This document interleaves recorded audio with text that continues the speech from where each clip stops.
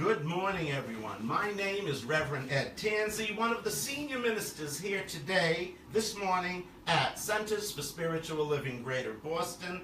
And I'm here along with Reverend George Stewart, who likes to be called Rev G.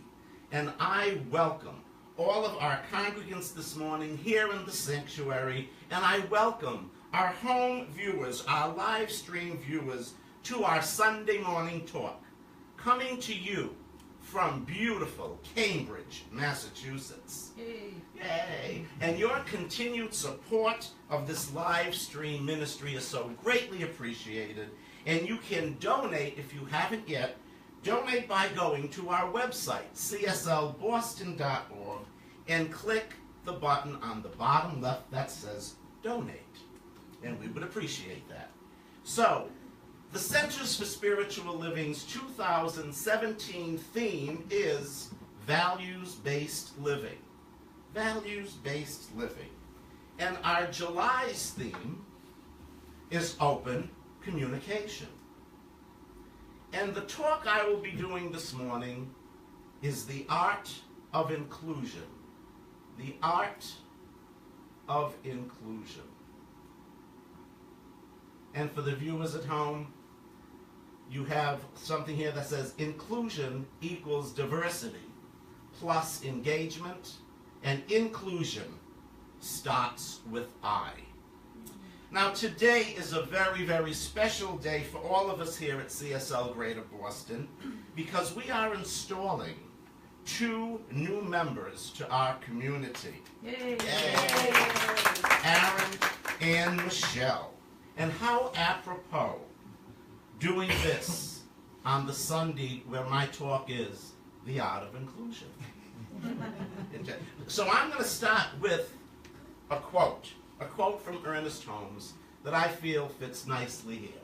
And it says, God is all there is. God includes everything, all possibility and all action.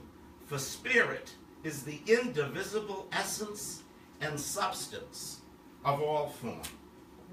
So as religious scientists, we know that the spiritual truth is that there is absolutely no separation in the divine. With God, that includes absolutely everything and everyone. Now I'm going to repeat that. It includes everything and everyone. It is all God, people, from the tiniest grain of sand to the tallest mountain, from the street to the highest clouds, from the people we get along with to the people who push every one of our buttons. It is all God. And also the ones who have an appearance of not being in alignment with the divine, and to the ones who might be experiencing a sense of separation from the divine. So everyone and everything is one with each other.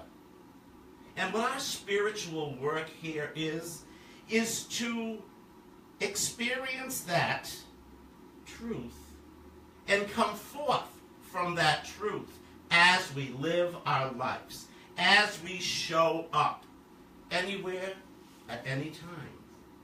Would you agree? Mm-hmm. Okay. Now, it's really easy to say that we include everyone. Oh, we include everyone. But how do we expand our awareness and knowledge to really break down the barriers, the seemingly false barriers that seem to separate one from the other, that separates us from the different cultures that are here, from the different races that are here, that separate us from other political parties, other social classes, as well as the way of being. The way of being. There's them and us. There's this certain way of thinking. So how do we break down those false barriers? Because you know, every time, every single thing that separates me from others, you know what it's really doing? It's separating me from God. And it's separating me from my divine nature. And that divine nature, people, is love, harmony, balance, compassion, kindness, abundance, prosperity. So when we have these barriers, that's what we are doing. There is a breakdown, a separation of everything. You know, and it's that wedge, people, that isn't beneficial for me or anyone else. It's not beneficial. It's not beneficial.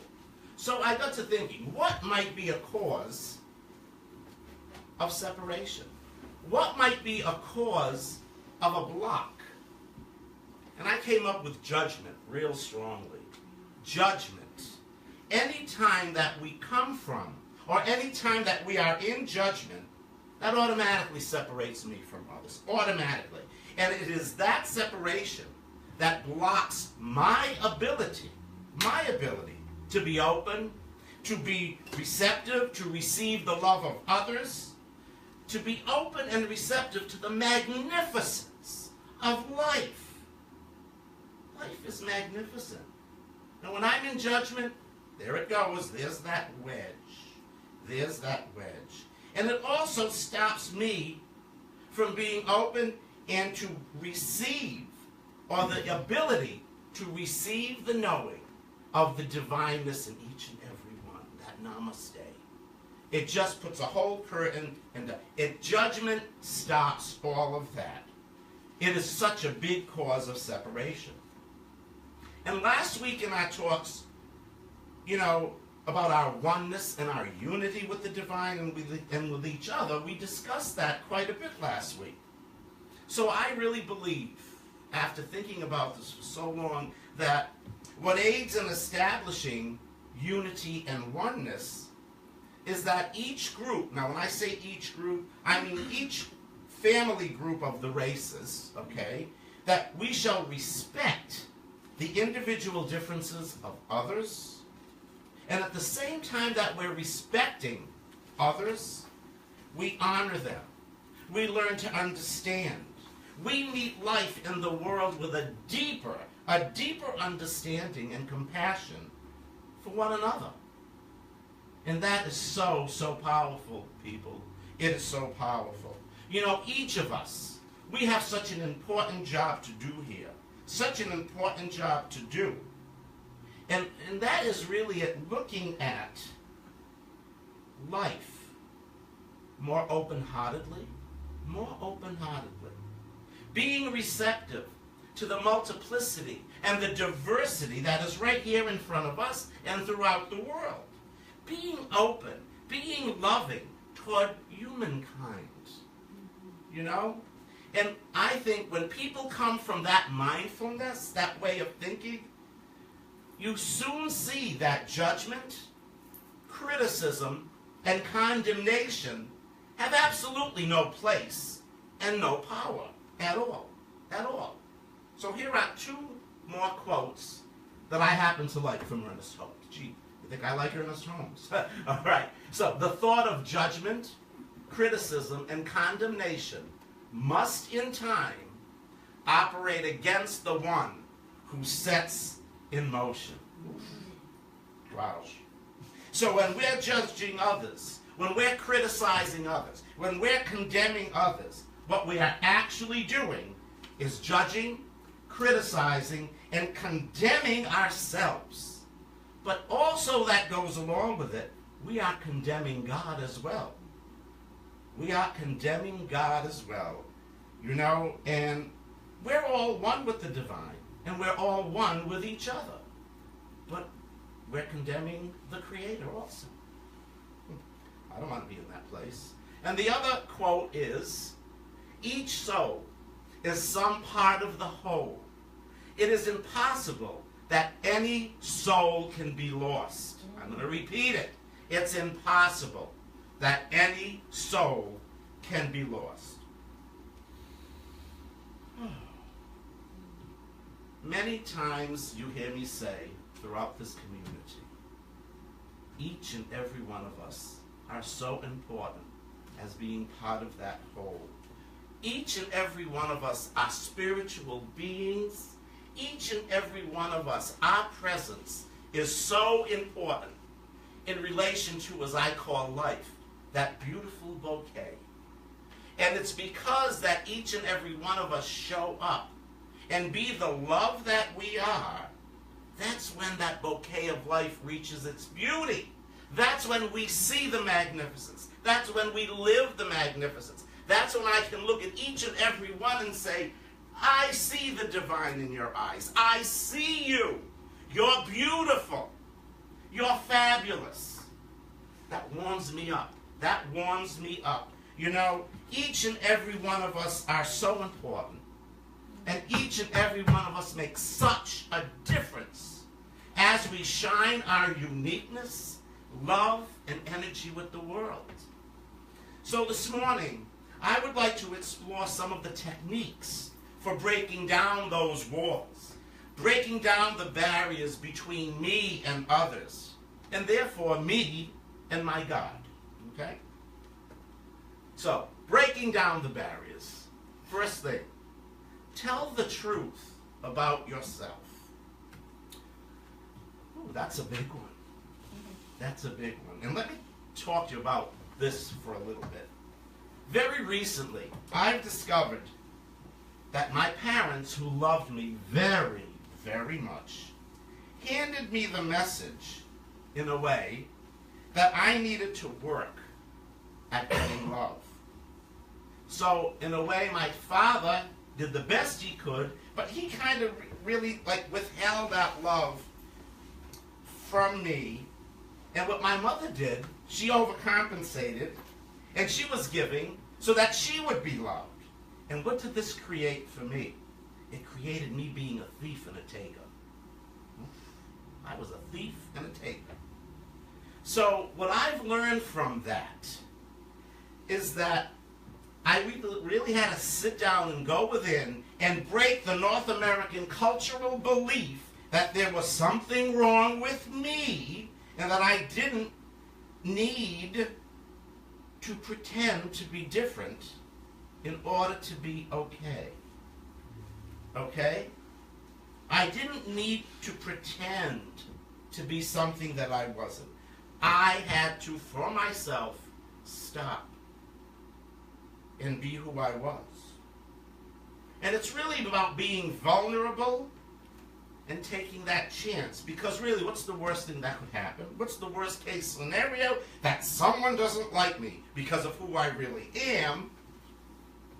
And what's the best that could happen? That they would love me being who I was.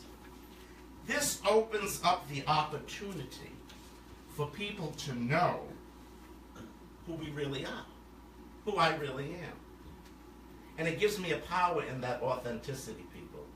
It gives me a power, it gives me a confidence, and it gives me a knowing that, damn, my presence makes a difference wherever I go. The second thing, seek to understand. Seek to understand rather than be understood. So a Reverend David Anderson tells a story about an experiment. And this experiment involved 10 people who were going on a job interview. And what they said to the 10 people, that there was a red dot that was going to be put on their cheek.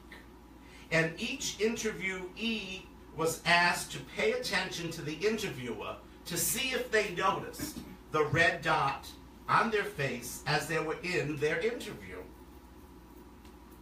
Well, all 10 people came back and reported that the interviewer did stare at their cheek and did pay attention to the dot. You following me so far? Mm-hmm. All right. Here's the thing. Only 5 had red dots on their cheek. Only 5 had the visible dots on their cheek. The other 5 had no visible dots. So the truth is, from that, all of us have dots of some kind. Some are visible dots, like our skin color or a physical disability. Some examples of invisible dots could be a personal trauma, that someone might have gone through, one's sexual orientation. So the St. Francis prayer asks us to seek to understand rather than to be understood. So in relation to the experiment of the dots, it helps us to recognize, people, that every one of us has dots of some kind, be it visible or invisible. And our spiritual work is to seek to understand, to recognize that because of the dots that we all carry, we sometimes judge people and treat them differently. You know, and I believe that when we choose to understand rather than be understood, this moves us from judgment of others' dots, bringing about compassion, understanding, and a connection with all. And the third thing, go out of your way to extend grace to those who have been excluded. That's something. A few weeks ago, you know, here we talked about ending racism by putting G in front of the word, and it becomes gracism. Thus, you have gracism. And gracism is dealing with the idea of coming from love. Coming from love, being that love, being open, being inviting, being honoring, respecting, being that person who sees the divine in all. And that's a real good place to be. Because really it's an invitation to support people, groups throughout history who might have been left out, or people who have been excluded for whatever reason. You know, I see myself extending grace to those excluded every Monday when I go to the Bridgewater State Prison. I am showing up there coming from love, being that love and seeing it, honoring inmates who are looked upon as garbage. And it really is an amazing experience. And I see the divine in the prisoners as well as the people who work at the prison. And bringing that message, bringing that consciousness there is making such a difference. I hope they get as much as I'm getting from them, because it's an amazing journey, this prison ministry that I'm involved in. So knowing that each and every one of us has the ability to make such a difference in this world by breaking down these barriers, people, these barriers that separate us so unnecessarily. My call to action for all of you this week is the following. Ask yourself, where can I tell the truth about myself to someone this week? The second thing, how can I seek to understand rather than be understood? Third thing, how can I remember that most everyone has a dot on their cheeks that I might not know about? And how can I extend welcome and inclusion to those who are often left out in my community, in my culture, and in the world? And I know from the depths of my being, by keeping these questions in your consciousness this week, that the universe, God will guide you, God will make clear for you, and provide opportunities for each and every one of you here to be more and more inclusive as you walk your path daily. So I'd like you to join me in reciting the affirmation for today. I connect myself with all humanity and with my divine good by judging nothing and including everyone. And this affirmation came from Sarah Nichols. Let's say it just one more time, please.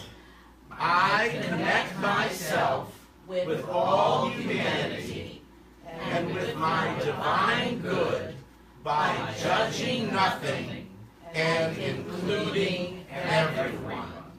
Namaste. Namaste. And now is time for our installation. Yes. So please join us as we begin this our very celebration of celebration our new members. One of the most satisfying experiences is to become awake and aware of one's own self-unfoldment. This opens the possibility for more of the divine potential that is already within us to be expressed through us. Choosing to commit to membership in this spiritual community, we unify ourselves with the love, vision, and high purpose of the Center for Spiritual Living Greater Boston. There is not the center and its members. There is only the center as its members. The body of our center community is made up of individuals who are its hands, its feet, its head, and its heart. Within the body of the center moves the spirit of the center. In choosing to be a member, you have consciously and intentionally made yourself vital to the whole, and you are an integral part of this life, the life of this spiritual community and this teaching. Every one of us is an individualized expression of the presence of God. With each one, and in our unified awareness, we share our experience of the divine, who we are, and what we say and do within the context of this spiritual journey together serves to inspire and empower one another in realizing and expressing our divine potential. As participants of this spiritual journey, we have opportunities to become increasingly aware of the power and presence of love that indwells us all, and to live and act from this awareness. As members, they will have the opportunity to commit to their own spiritual journey, to share it with others. There are those among us who at this time in their spiritual journey have signified their desire to be members of this spiritual community. They have chosen to participate, support, and align themselves with the vision and purpose of the Center for Spiritual Living Greater Boston by joining as members. I now invite the acting leadership chair, co-chair of the Center of the Leadership Council to welcome you into membership.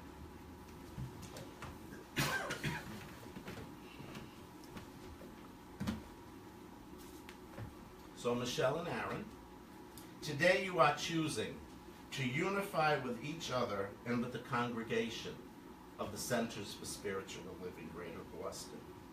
In doing so, you also unify with all member centers for spiritual living throughout the world in a warm and loving fellowship of divine spirit. As you enter into membership in thought, word, purpose, and action, you are making a public declaration of your belief in the principles of the science of mind philosophy and this center. This is an outward expression of an inward commitment to yourself, the teachings, the spiritual community, and all of humanity. As you practice these principles in your life, you are participating in the transformation of consciousness and living the vision of the Center for Spiritual Living Greater Boston, which is, so if we could all read that vision in your program, the Center for Spiritual Living, together people, Greater Boston is a warm, safe, diverse, open, and inviting community through the teaching and living the principles of the science of mind philosophy, we draw together as one, unfolding and expanding in consciousness with ease, joy, humor, and infinite love. In our mission, which is, everyone, the Center for Spiritual Living Greater Boston is a gathering place where heightened consciousness, expanded knowledge, and personal enlightenment are revealed through guiding, inspiring, and teaching the principles of the science of mind philosophy. And as you join in membership, the experience of each is deepened and expanded into greater good. For as you enter into a life of service to humankind, to life itself, and to God, you consciously become one with the very spirit of the divine presence. The obligation placed upon you is the obligation you place upon yourself in the fulfillment of our shared vision and mission. Your commitment is in your own heart and mind. I trust that each of you is confident in your heartfelt commitment. On behalf of our Leadership Council and the congregation of Centers for Spiritual Living Greater Boston, I lovingly welcome and receive each of you into membership. This commitment to membership welcomes you as members of Center for Spiritual Living Greater Boston. I ask you to please stand. The two of you, please.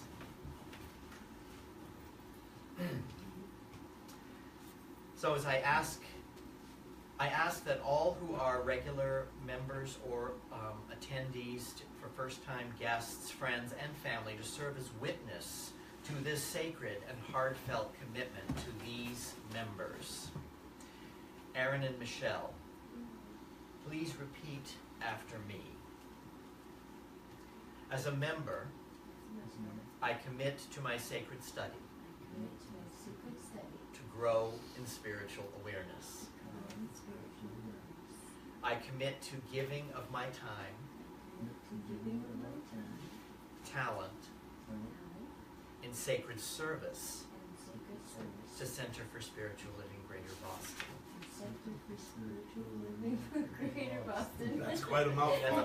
You still have more to I commit to sacred circulation of my treasure I commit to sacred circulation of my treasure to support the Center for Spiritual Living Greater Boston. to support the Center for Spiritual Living Greater Boston. I commit to my practice of the science of mind, I commit to my practice of science of mind, principles in my daily life. principles in my daily life. I commit to seeing the divinity in all of life. I commit to seeing the divinity in all life. Good listener. I had a power actually. We understand. I commit to my spiritual practice I commit to my spiritual practice so that I may show up so that I may show up as my highest self. as my highest self. I commit to expressing I commit to expressing my spiritual magnificence my spiritual magnificence to my community to my community and the world. and the world. And you may sit. You're welcome. Now, there are two white roses here, one for each of you that I'll give you in a minute, okay? But the white rose that you will be receiving stands for three things. The first thing it stands for is spirituality. The second thing it stands for is marriage. And the third thing it stands for is new beginnings. And each new member deepens their spiritual path by joining CSL Greater Boston. They have committed to the membership covenant, as you know, because you've already signed it, like a marriage. And like all marriages, it is a new beginning. So what I'd like you to do is to step forward And I'm going to give you your certificates and your rose. Jordan, you get the rose. And I'm going to call you one at a time. And here's what we're going to do. The first person I'm going to call, I'd like you to come up here and speak a word of, now listen to this, here's your assignment. Nothing like putting them on the spot, but here is your assignment. We'd like you to speak a word or quality of spirit that you received from this community. It's one word, something you received from this community. And also speak a word or quality of spirit that you bring to this community. So what do you receive from us when you're here with us? And what do you give when you're with us, okay? And all of us, let's openly embrace and welcome what each one is saying. So, Aaron. Usually, ladies, no, gentlemen first. I give you your certificate of membership. And I also, the right rose, and there's some little things here we'd like you to read when you go home. All right, so I'm going to get out of the way, and if you can Okay, I share. don't know. They're both, I guess they're both the same, both sides. I would just say acceptance and love. I mean, I received that from the day that I walked in with Michelle. We were running a little late, but I had to fix my hair. So, but yeah, it was acceptance and love. And I feel that every time I come down here, and it kind of it helps me as I go, you know. So like it's nice to come down every weekend and do it. But thank you. Thank you. Thank you. All right. Now it's Michelle's I was fixing my hair. turn. You look fabulous. Thank you. Here's your certificate and your envelope. Thank you. I think with Aaron, I agree. Acceptance. I get great acceptance when I'm here, and I like to give love. So I'd say the same thing. I copied you. Sorry. Thank you. Thank you. So much.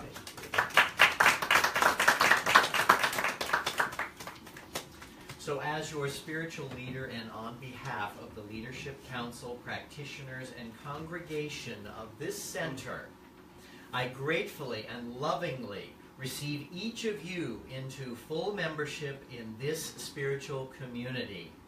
Blessings and welcome home.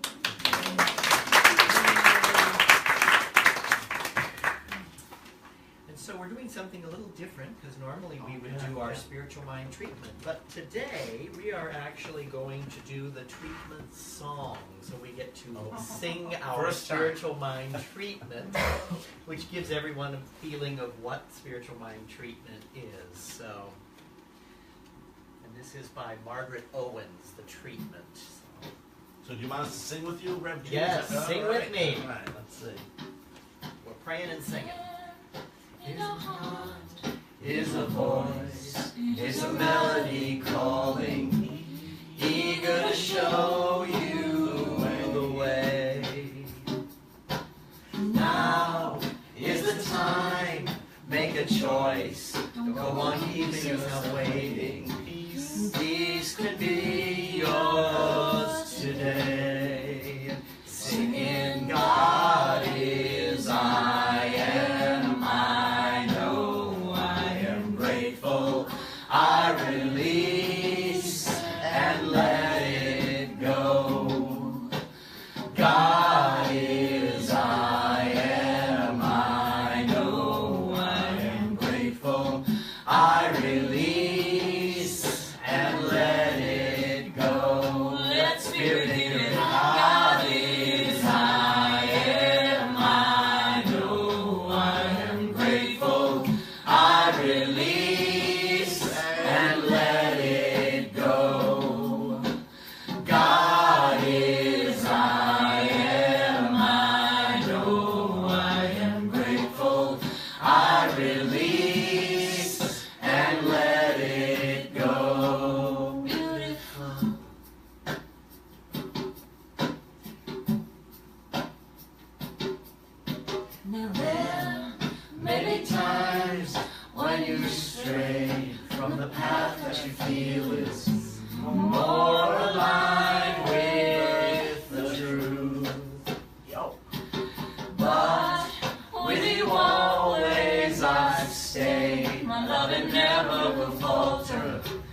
The blood that flows there in your heart beats the proof. God is, I am, I know, I am grateful.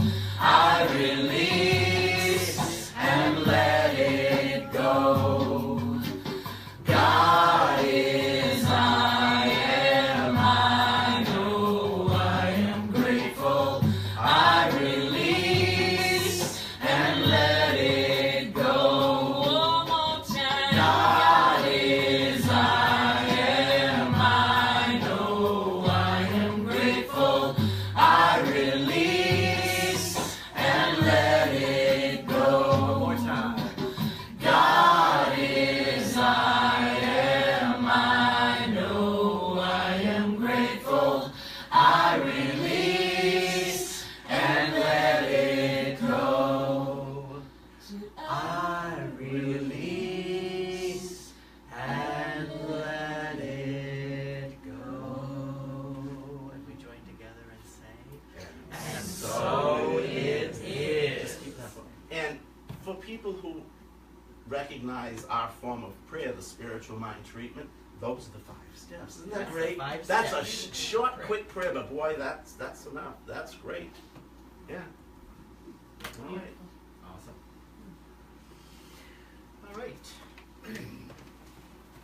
So now is the time in the service for a sacred circulation.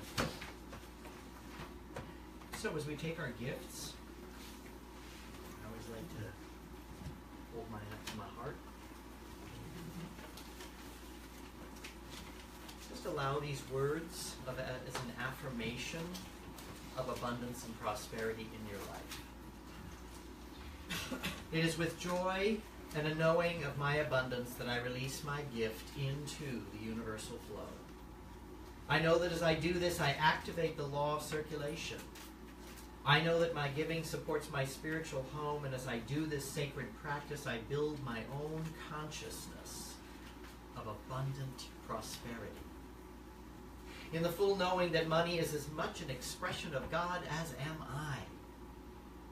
And if you're comfortable, you can repeat after me. Freely I give and freely I receive. Freely I give and freely I receive. From Spirit's eternal flow. From Spirit's eternal flow. Of abundance, grace, and love. Of abundance, grace, and love. And so it is. And so it is.